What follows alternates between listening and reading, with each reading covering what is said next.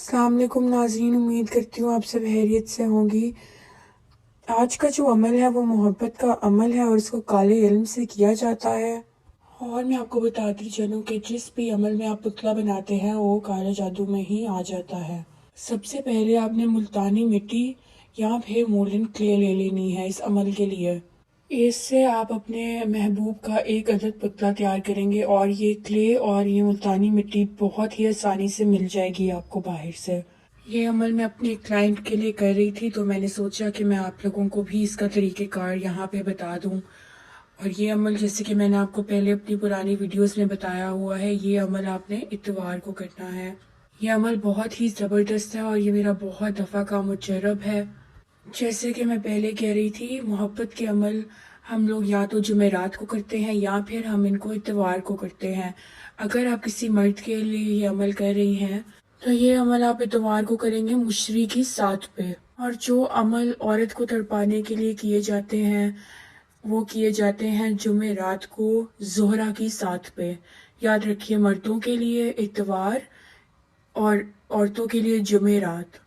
आपने मुल्तानी मिट्टी या क्ले से पहले तो पुतला तैयार कर लेना है और फिर सुई या कैंची के ज़रिए से आपने इसकी सारी नाक, मुंह, आँख और जितनी भी चीज़ें हैं इस तरह से जिस तरह मैंने बनाई हुई हैं आप लोगों ने बना लेनी है।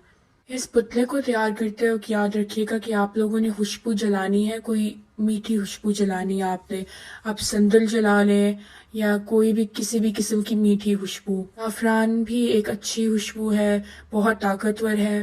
बल्कि जब भी मोहब्बत का अमल करते हैं तो ज़ाफ़रान की खुशबू जो है वो सबसे ज़्यादा काम आती है, सबसे ज़्यादा ताकतवर होती है, तो आप वो जला लें। याद रखें कि मोहब्बत के अमल में ज़ाफ़रान से ही मोहब्बत की तासीर लिखे जाते हैं। अब आपने ये करना है कि सूरह फलक जो है उसको आपने लिख लेना है, एक एक आयत को अलग अलग करके काले मार्कर के साथ एक कागज़ पे। ये आप देख सकते हैं, पहली आयत, दूसरी आयत, तीसरी और फिर चौथी और फिर पांचवी, इस तरह से करके आपने बारी बारी इसको लिख लेना है। आपने इनको अलग-अलग करके इस तरह से जब लिख लेना है तो उसके बाद अब आपने करना ये है कि आपने कैंची से इनको काट के, जब आपने अलग अलग लिखनी है पहले तो फिर कैंची से काट के आपने इनकी स्ट्रिप्स बना लेनी है इस तरह से। यानी कि इस तरीके से जिस तरह आपको नज़र आ रहा है इस तरह से आपने काट लेना है और इनकी ऐसे करके लंबी लंबी स्ट्रिप्स बना लेनी है। अब आपने करना यह है कि पुतले के मुख्तलिफ मुकामात पे आपने इनको छस्सा करना है। मुकामात के बारे में भी मैं आपको भी बताती चलूँगी थोड़ी देर में। और ये अमल जो है ये पत्थर पे लकीर है, ये बहुत ही ज़बरदस्त है। और इसकी सबसे अच्छी बात यह है कि जो भी इस अमल को करेगा उसका असर इसको तीसरे या फिर 7वें दिन पे ही नज़र आने लग जाएगा। अब आपने करना ये है कि जो स्ट्रिप्स आपके पास हैं वो अपने पुतले के किन मकामों पे लगाना है उनको आप अच्छे तरीके से समझ लें। पहली जो कागज़ की स्ट्रिप आपने काटी होगी वो आपने लगा लेनी है उसके दाएं बाजू पे। आप ये देख लें कि आपने इसको इस तरह से लपेट देना है इसके दाएं बाजू पे। उसके बाद आपने ये ध्यान में रखना है कि उतरे ना और ये मजबूती के साथ उसके साथ लगा रहे। उसके बाद आपने लेनी है दूसरी स्ट्रिप और उसको आपने लगा देना है, यानी कि जो दूसरी आयत है उसको आपने लगा देना है इसके बाएं बाजू के ऊपर, मजबूती से उतरे ना। बिल्कुल इसी तरह से इसको लपेटते हैं जिस तरह से आपने इसको दाएं बाजू पे लपेटी थी। और ये ध्यान में रखें कि ये उतरे ना, बिल्कुल मजबूती से इसको आपने कर देना है। और दूसरी चीज़ ये ध्यान में रखें कि इसकी तरतीब को आपने याद रखना है, इसकी तरतीब को खराब आपने नहीं होने देना, बिल्कुल ध्यान में रख के आपने इसको करना है। उसके बाद जो तीसरी आयत है, तीसरी स्ट्रिप लेके आपने क्या करना है कि उसको आपने, पहले तो आप ये देख लें मैंने किस तरह से की, एक दफ़ा इसको अच्छी तरह से देखें। उसके बाद आपने जो तीसरी आयत है उसको आपने सर के ऊपर लगा लेना है, बिल्कुल पहले की तरह इसको आपने लगा लेना है। उसके बाद जब आपने ये कर लेना है आपने इसको अच्छी तरह अंदर दबा देना है। ये याद रखेंगे इसको आपने अच्छी तरह दबाना है क्योंकि जो क्ले होती है और मिट्टी होती है उसके अंदर ये आसानी से दब जाती है और उसके अंदर आप इसको कर सकते हैं। तरतीब को आप अच्छी तरह देख लें।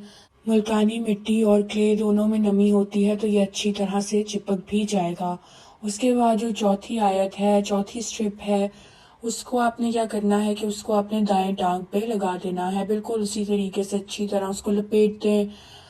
उसको अच्छी तरह लपेटने के बाद आपने क्या करना है कि जो 5वीं स्ट्रिप है, 5वीं आयत है, जो हमारी आखिरी आयत है, उसको आपने बाएं टांग के ऊपर लगा देना है, लपेट देना है।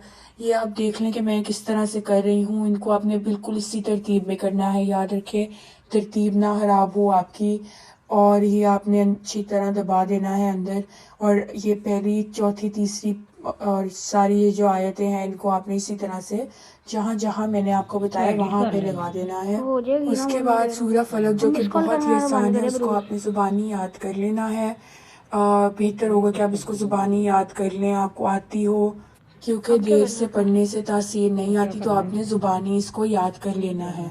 उसके बाद आपने एक अदद हांडी लेनी है और वही हांडी लेके आपने कोयला जला देना है और कोयला आपने उसके ऊपर रख देना है।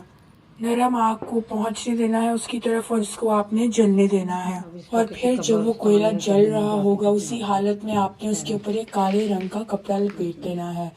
बिल्कुल इसी हालत में आपने इसको कब्रिस्तान में किसी पुरानी कब्र के पास पाँव वाली जगह पे दफना देना है। आप देखें कि महबूब कैसे तड़पता है, आप इसका असर देखें। तीसरे या 7वें दिन पे आपको इसका असर पता चलेगा कितना ताकतवर है। और ये बहुत ही ज़बरदस्त अमल है। महबूब तड़पने लग जाएगा और बिल्कुल आपका गुलाम बन जाएगा।